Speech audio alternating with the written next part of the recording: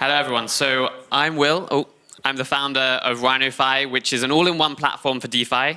We make it safe and easy to access DeFi on every different chain, fully self-custodially. And I'm going to be speaking about the number of rollups we now have, talk about how we got to this position, then look at some of the statistics to how rollups are doing, how the competition is going between them, some of the tools that I think are going to be really important for how rollups differentiate against each other, and how they are going to sort of combat each other to try and give us the best user experience, and then what peace could look like eventually in a few years' time in the rollup space. So let's start off with how did we get to this position where there are so many rollups out there? And actually, it's not just rollups. We've had this EVM Cambrian explosion where there are just so many EVM chains, and in a lot of ways they look very similar.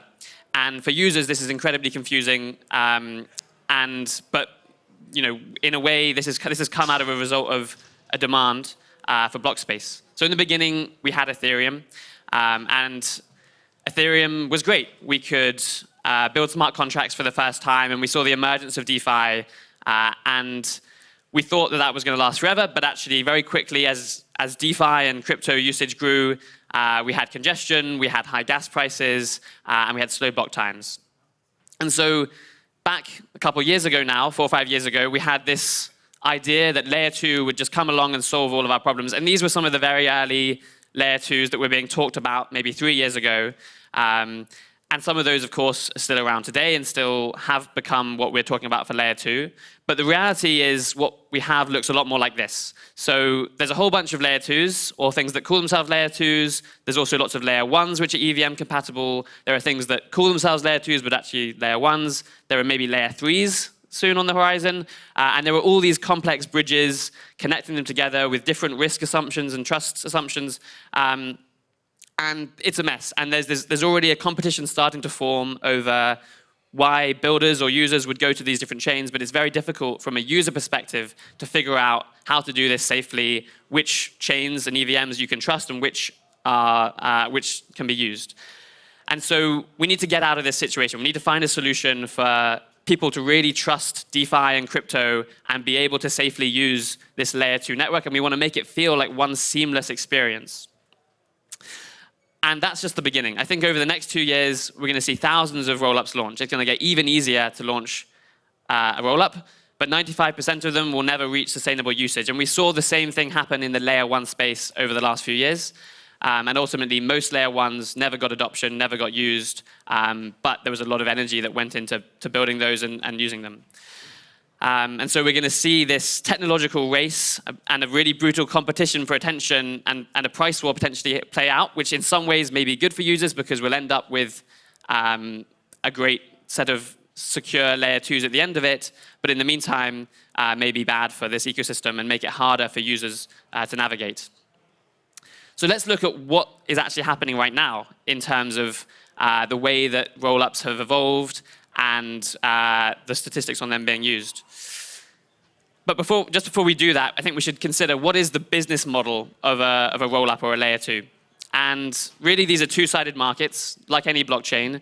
They need to build an ecosystem of applications and liquidity that people want to use, and then they need to also attract the users to come and use that ecosystem. If they can do that, then they can charge transaction fees, just like any chain. And then they pay a subset of those transaction fees to the layer 1 for the security that they're essentially renting from, for example, Ethereum, or in future it could be from things like Celestia for data availability or other layer 1s. And obviously, if the amount of fees that they're able to charge to end users is higher than the security they're paying, then it's a sustainable layer 2, and they've reached kind of that sort of critical mass. So if we look today, there are some rollups that have already reached that sustainable level of fees compared to what they're paying. So Arbitrum is an example that has really seen big revenues now, actually. They have enough users and enough critical mass to be charging transaction fees. And actually, they have a 30 to 40% profit margin currently on what they're charging versus what they're paying to Ethereum. And that gives them quite a high annualized revenue, which they can put into the DAO to continue to invest into building that ecosystem. And Optimism is in a similar position, still growing very fast.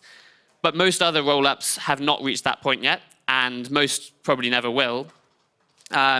So there are several levers they're going to have to think about in terms of going head-to-head.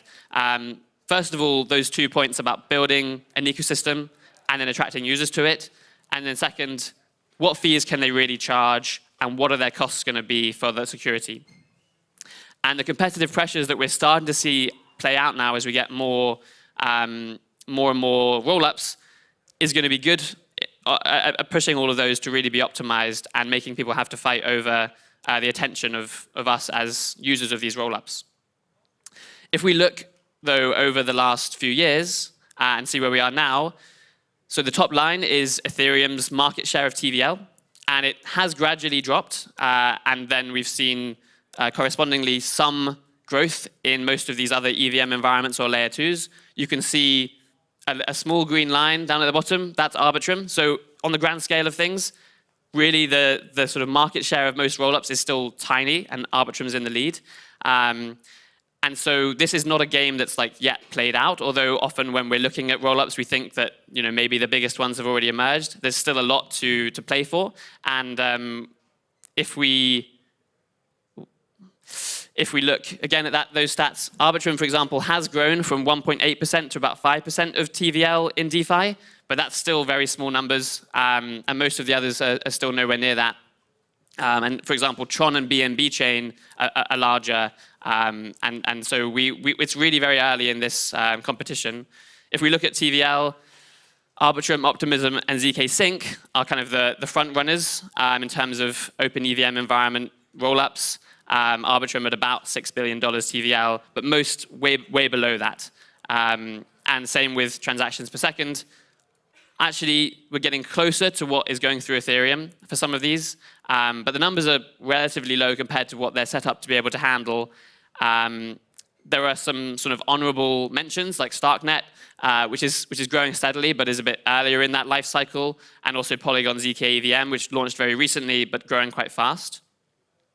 But basically, there's still hundreds more to launch. So even in the next few months, we've got Base by Coinbase, Linear by Consensus, Scroll coming later this year, and a Starknet sort of full launch. So it's going to get a lot. There's going to be a lot more competitive pressure, and so we need to think about how that's going to play out and what the experience is going to be for users trying to navigate through that.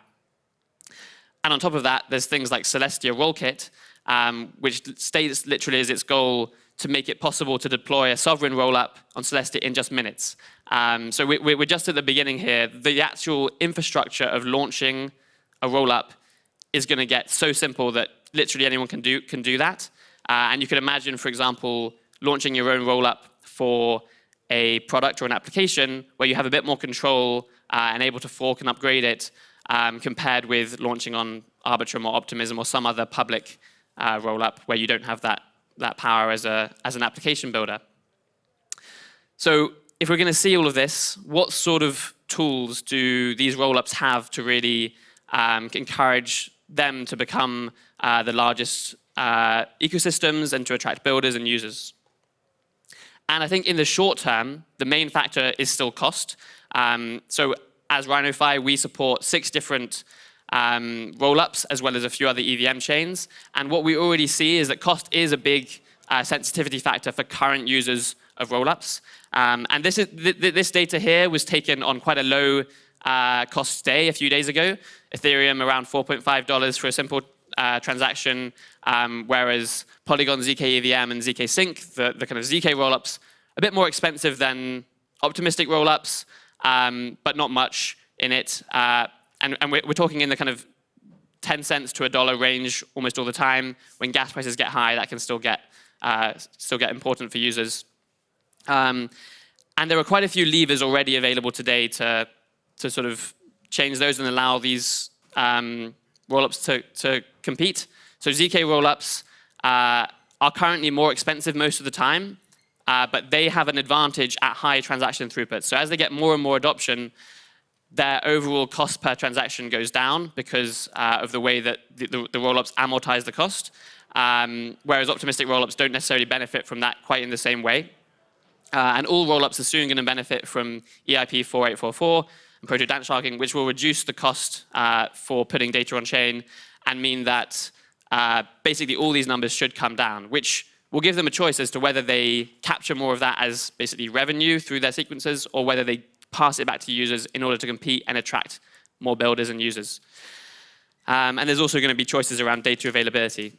But long term, what we can expect is that this probably won't be the competitive ground because the costs should come down everywhere.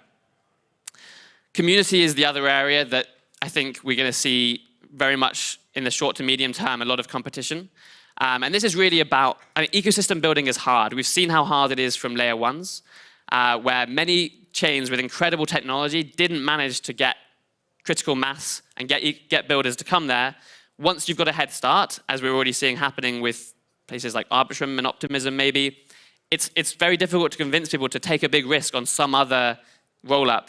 And so it's going to get even harder. If you want to do this, you need to have really strong grants programs. You need to build a real strong sense of culture and excitement in the way that Ethereum did in the early days. And we can see good examples already out there. For example, ZK Sync launched very recently and did put a huge amount of energy into ecosystem building before launching, and therefore has managed to quickly jump into one of the top few chains.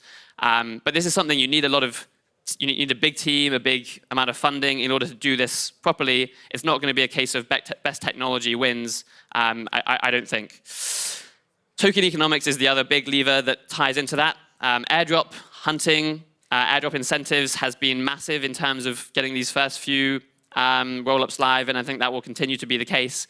But there has to be then the ability to build sustainable ecosystems to then capture that and keep people coming back, which we haven't necessarily seen evidence of yet. Remember, even those leading rollups, like Arbitrum and Optimism, are quite small in TVL compared to Ethereum, for example, and so that may not be enough to say for sure that they have really something which can't be stolen away. And we saw, for example, on the chart before, Polygon and some other EVM environments that were layer ones have lost a lot of market share recently. So even what they gained over a year ago didn't necessarily stick around always. And then interoperability is the other one. So one thing that these rollups can compete on is how fast finality is, and that is basically when blocks are finalized in these rollups. And the shorter the finality time, the easier it is to bridge to these chains. ZK rollups can theoretically have very short finality times, whereas optimistic rollups need to wait a little longer to verify things. But there's all sorts of things that are now blurring the lines here, and that's a big area of competition between rollups. So you can have, for example, committees that give soft finality by basically verifying that blocks have been seen in the sequencer and won't be rolled back. And you can also have hybrid models between optimistic and ZK rollup, which may increase costs slightly but give shorter finality. And from what we're seeing at the moment in terms of adoption, having fast, low-cost bridging is the single biggest driver of growth in user activity, and I think long-term will be one of the things that can really give very strong competitive advantages to specific rollups or EVM chains. And quality matters more than quantity on these bridges, because if you can move quickly your funds on, you're more willing to experiment, try it out, and same with moving them off. And just anecdotally at the moment, the trend tends to be that the chains that have been sort of most successful in gaining TVL and getting new users to come and at least experiment and try them out have been the ones with the most bridge options. So let's think about, as these factors all play out over the next few years, what could peace eventually look like for the rollup ecosystem? What do we want to see happen? And one thing that we could see happen, and that some people think we will see, would be a single survivor, a single rollup that becomes dominant, that everyone comes to use, and where you can get basically the same experience we used to get on Ethereum when it had a small amount of users, where you get full composability and you don't have to think about all these different rollup options. Now, there are some reasons why we don't want to see that if we think back to the kind of business model of a rollup. If you're charging if a single rollup ends up being the one that exists, they basically have a monopoly. They can charge whatever transaction fees they want and just pay a small amount of that as security to Ethereum. And so I think for all of us, we should want to avoid a monopoly over this. although there are ways you can mitigate that with, for example, decentralizing sequencers and other things. I think more likely we want to see many different rollups with different trade-offs living in harmony. And if we want that to happen, there are a few things that we need to work on now as a community to make sure that we actually get a decentralized ecosystem of different rollups with different characteristics that feel to our users as a seamless experience. First of all, we want low-risk protocol-level interoperability, something like IBC in the Cosmos ecosystem. Second of all, we want more shared infrastructure. So, for example, shared provers, shared data availability, shared sequences. And there are teams now working on these sorts of things, but they're not being used yet in our existing rollup ecosystem. And then differentiated cultures and community. So clear reasons and clear trade-offs that have been chosen by different rollups as to why you might build one application on one rollup, which might be cheaper but less secure, and another on a different one, which is very high level of decentralization, but more expensive. And I think it's important to think that users themselves are very likely to be infrastructure agnostic. They won't care which chain or layer 2 they're on, as long as it serves their needs and they can move quickly between them. But applications and products will maybe care and will want to be able to have different levels of trade-offs on security, cost, and sovereignty. So at RhinoFi, we're trying to be an aggregator layer for all rollups. We want it to be a seamless experience to move between these different DeFi ecosystems, and for the user not to have to worry so much which one they're on. So already you can go through most of the top rollups through RhinoFi, Optimism, Arbitrum, etc. And you can bridge between them. You can also go into yield opportunities on any of them self-custodially with basically one click of a button without having to worry about whether that opportunity was on Arbitrum or Polygon, and know that it's been sort of vetted and aggregated into this one sort of user experience, tracking your funds everywhere. We think that's really important now because it gives this feeling that all of this ecosystem is a single seamless Ethereum extension rather than many different blockchains competing with each other. So we have support for StarkX, and actually the core infrastructure that we use to enable all of this is StarkX, built by the Starkware team way back before they were focused on StarkNet. And that gives us the ability to give a really consistent user experience across all the other chains that we then support. For example, we have this bridge option, which is one of the most popular things that's on RhinoFi. We've had over 300,000 transactions through it. You can basically bridge between these different chains in 15 seconds. So a few takeaways that I kind of just wanted to go back to. First of all, in the next 12 months, it's going to be possible to launch a rollup in minutes. But just because we can doesn't mean we always should launch more of these rollups. I think if we don't address the interoperability between them, we're going to see this war get even worse over the next few years, as there's just more and more competition for attention over very similar looking rollups. And for users, that's going to be a very bad experience. And so instead, we should think about the fact that users won't care necessarily which layer 2 they're on. They'll just want it to be a seamless experience. And I do encourage you to try out RhinoFi if you want to have an idea of what that sort of layer 2 DeFi future can maybe look like at an early stage. Thank you very much.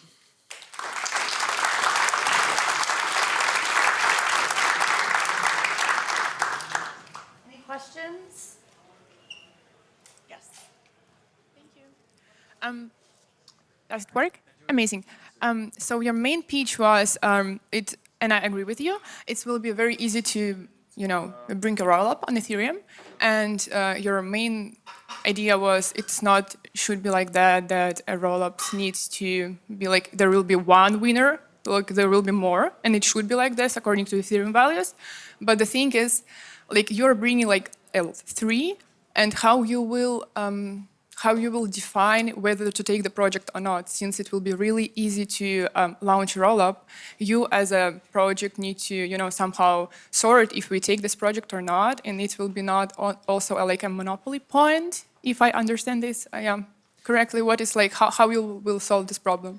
Personally, I think there's different schools of thought on this, but personally, I think that the kind of user layer interfaces have a responsibility to do betting in this space, to figure out what is secure, to look at the different trust assumptions of different roll-ups or projects, to look at audits, and to sort of curate a little bit. But of course, there'll be multiple, platforms doing that then mean that we still have access to everything in DeFi. I don't think it's enough to just say, it's an open ecosystem, let anything go on here, because, and we've already seen this, there are plenty of EVM chains which call themselves, for example, layer 2s, rollups, but which aren't, or which have very centralized elements to them, to their bridges or whatever else it might be. And I think as DeFi, we need to be working on trust and credibility at this point if we want to see real adoption and for DeFi to be a genuine alternative to CDFI or CFI. So yeah, I think we have a responsibility to curate and to look at what's safe and yeah. Okay, and how does it work right now? How you onboard the project? Who decides whether if we will onboard the project or not? And what is like a long-term vision of your protocol? At the moment, that's a decision made by our team, and I think it's still relatively low effort to do it, just because there's smaller options. But I think in future, if we want to be transparent about it, there need to be very clear kind of guidance and criteria that maybe can involve more kind of users and community, around it. And so now, currently, you're making decision within your team, centralized one. Do you have like a long-term vision to decentralize this thing? Because like you understand it's a really critical point, because like you're bringing in Ethereum, and what you're doing like you're solving the problem of decentralization without with an argument it should not be like 1 L2. And what's your sort of doing like like I also think like a lot of people have this question, like this is I just asked this. I think it's a good point. We haven't really in detail discussed that, but I think it will be important to have very clear open criteria. I don't think, for example, user voting is the right way to go about that, because ultimately I think it's the safety that's important. But I think having very clear, transparent, open processes will be probably the direction we'd go in. Hi, thank you for the talk. Could you shed some light, maybe if you put some thought into that, what do you see the evolution of privacy tech, and in particular zero knowledge for privacy in the rollup evolution for the years to come? Because one thing that makes me slightly concerned is that we have this point of centralization, which are the rollup sequencers, and users' transactions are not just available for anyone like on layer 1, but they are also aggregated at some central point. So it would be nice to see, in my opinion, some fancy cryptographic tricks to preserve users' privacy, and how do you see that evolution? Yeah, I think there are already some really fantastic teams working on that problem, and you have ZK rollups. Aztec, for example, did launch a really fantastic stage 2 of their vision, which allowed you to access Ethereum DeFi in a private way, but they've now closed that down and focusing on the next stage of their vision. And I think ultimately it's true that if we want to see very large-scale adoption, and personally I want DeFi to be an alternative to the traditional financial ecosystem, it will need to be private. I think that's a basic requirement. But the main reason why that hasn't, I think, got big adoption yet is the cost. And it's more difficult to do and it's more expensive to do. So at scale, I think those will be maybe the winners. But for now, I think there's too many other problems to solve around interoperability and other aspects. I think we have one more question.